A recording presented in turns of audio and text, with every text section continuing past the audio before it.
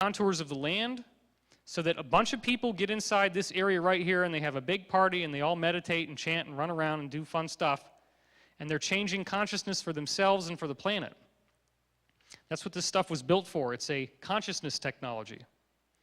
Of course, Stonehenge being the greatest example of all, these sarsen stones, as they're called, are gigantic in size and very beautiful to look at.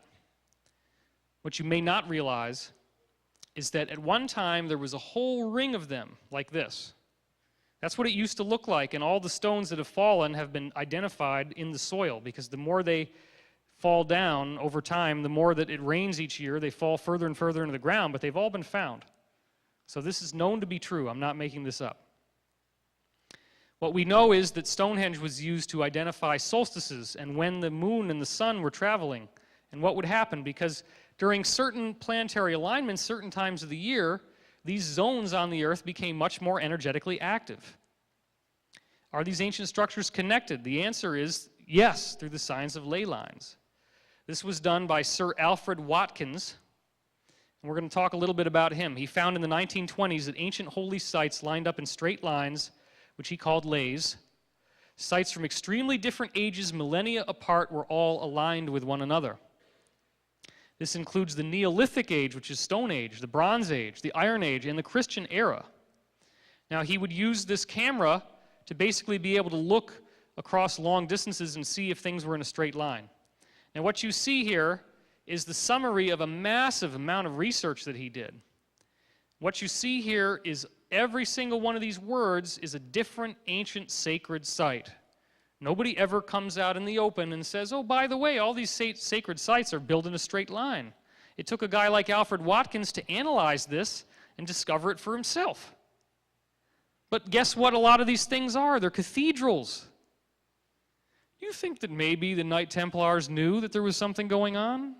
Do you think that maybe they knew to build on that line and not to build off the line? Do you think that maybe if you build a church which acts as a funnel for this consciousness energy, that if you build that domed roof for the church out of stone over that line, that it's going to harness more of this energy field from the universe, and that in so doing, it's going to become a resonator so that when you go to church, you're going to be experiencing a revelation, a higher consciousness?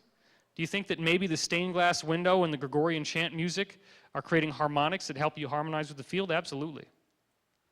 So here's some people from his Stonehenge club, the Straight Track Club as it was called, the ley line hunters. Here's a barrow that had trees growing around it. Here's a similar ring of trees without a barrow. This is a natural earth effect caused by these energy fields because they do have circular formations. Well, it is a hyperdimensional effect. These are harnessing hyperdimensional energy because the hyperdimensional energy is what makes the matter that is building the stones. Let me say that again. The matter that makes these stones, the stone itself, the actual hard stuff, is built from hyperdimensional energy, energy from the time field that's flowing into our space-time. That's what, according to Dr. Dewey Larson, all matter is built from, is this hyperdimensional exchange between three-dimensional time, three-dimensional space. That's all it is. So, of course, you're going to get time anomalies, but it's also the energy that builds you. It builds your DNA, it builds your body, so when you get more of it flowing through you, you're going to have more health and vitality. And because it's the energy of your consciousness, because it is consciousness, it's also going to give you a more advanced intellect. So the way that we can actually prove that this global grid, these energy lines, has a hyperdimensional effect that can completely pull you out of our three space of length, width, and height, the three-dimensional world, is with the research of Ivan Sanderson. He investigated a massive number of different disappearances of ships and airplanes. What he did is he took everything from every single ancient, everything from the dawn of aviation, going all the way back to the first airplanes and even before that for the marine records. He looked for every case of disappearance since planes were discovered. And he found that the majority of what he was finding all clustered around 12 points on the Earth's surface. That's completely unprecedented. That's not mainstream information. It was done in the 1960s. This guy should have been treated with as much respect as somebody like Edison or Einstein or Alexander Graham Bell or the Wright brothers, because this is a huge discovery. 12 key points around the world in which planes and ships are spontaneously disappearing. He wasn't looking, he didn't have anything in mind when he started doing this. All he did is he looked up each one and he gave it a push pin, push pin, push pin. And where were all the push pins at the end? They were in 12 places. Even stranger is that the 12 places are not just haphazardly scattered around the earth, they're all equally distant from each other. They're harmonically balanced with one another. They're all the same distance apart when you look to the ones that are adjacent to each other. If you connect the dots, you get a sacred geometry, which happens to be the same geometry that's in the polio virus, the same geometry that's in many other viruses at the quantum level, including HIV. But it's not just a negative, toxic thing like viruses, it's a very positive thing that's the fundamental building block of physical matter and biology and life. It's an icosahedron. Now here we go. This is the Bermuda Triangle. Obviously you know about this one. Believe me when I tell you that there are many, many airplane disappearances that cannot be explained, where they've never found oil slick or flotsam on the surface of the water. All they find is a missing plane. It's on the radar 1 minute, it's gone the next. There's no oil slick, there's no wreckage, nothing. And they don't find anything on the surface, on the bottom of the ocean floor either. It's gone. What happened is it's passing through a portal. It's passing through a time gate.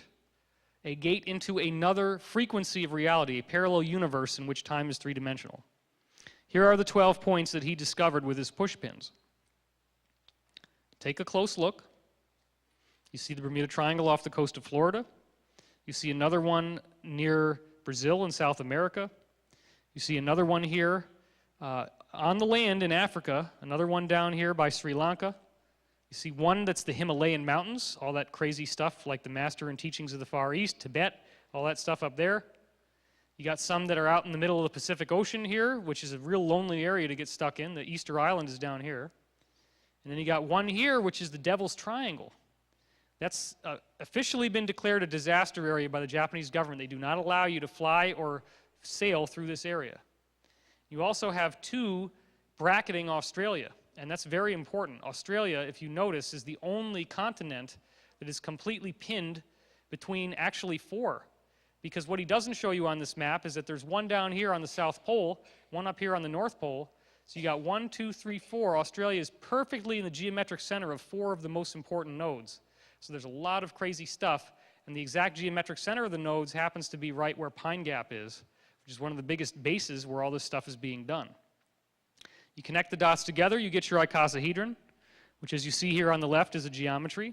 This is what it looks like superimposed over the Earth's surface on the right. Now, this is where it gets even more interesting. These 3 Russian scientists, and everybody laughs when I say their name, Goncharov, Morozov, and Makarov. See, you're not laughing because I told you it's not cool to laugh, so like now you don't want to laugh. What they did is they went through and they looked at every single line that was discovered by Sir Alfred Watkins. Remember the guy that did the ley lines? We were just talking about that, how all these churches and all these Neolithic sites and Iron Age sites and Bronze Age sites, they're all in straight lines.